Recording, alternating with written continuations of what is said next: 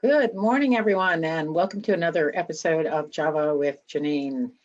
And today I'd like to talk a little bit about our government's favorite word, which lately seems to be stimulus. We've already had a $1.9 trillion stimulus package approved, and now they're looking at a $3 trillion stimulus package. So what is the fallout from all this stimulus? As you know, or if you don't know, it'd be good for you to know that the government doesn't actually make any money.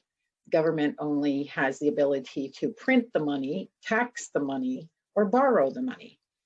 At some point in the future, I'd like to do a short animated video that talks specifically about the flow of money.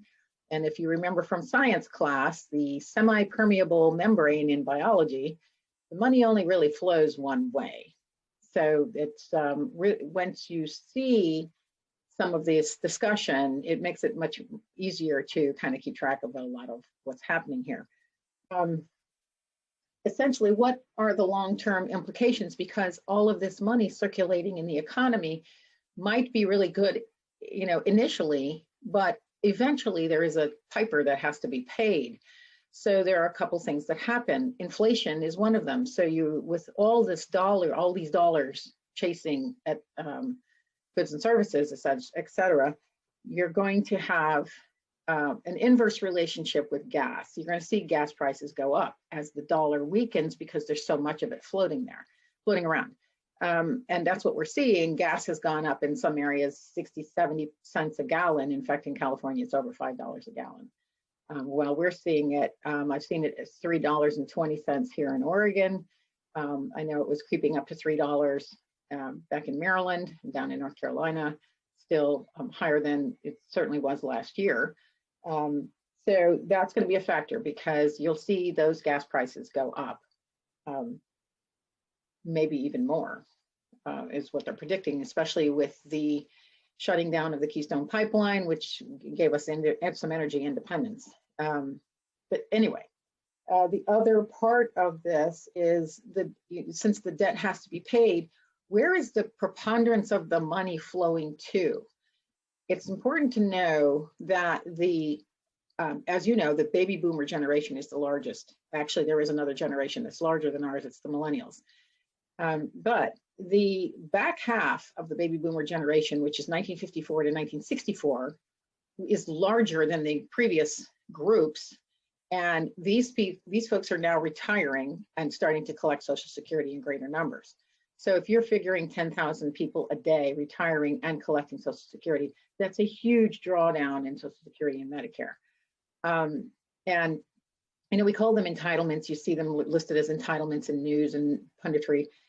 But we paid into the system, and what we're going to get from the system is likely not even close to what we paid into it over time. So that's going to be a problem because you're only ever going to get a fraction of what that payment was.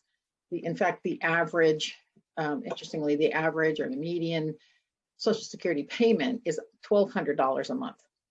So that's a pretty low payment. And if that's all that folks are relying on, we're going to have some issues in the country overall.